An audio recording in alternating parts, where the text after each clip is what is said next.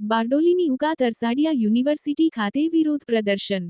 યુની બહાર બારડોલી મહુવા રાજ્ય ધોરીમાર્ગ પર કોલેજના વિદ્યાર્થીઓ અને વાલીઓ દ્વારા વિરોધ પ્રદર્શન. વિદ્યાર્થીઓએ રસ્તો રોકી કર્યું વિરોધ પ્રદર્શન. યુની દ્વારા એડમિશન કેન્સલ કરાયા હોવાના આક્ષેપ સાથે વિરોધ પ્રદર્શન.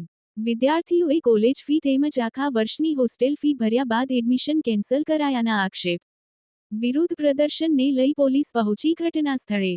વિદ્યાર્થીઓ અને વાલીઓને રોડ પરથી હટાવી રસ્તો ખુલ્લો કરવામાં આવ્યો અને સમજાવવાના પ્રયાસ. જગદીશ ભરવાડ, ન્યૂઝ 14 બારડોલી.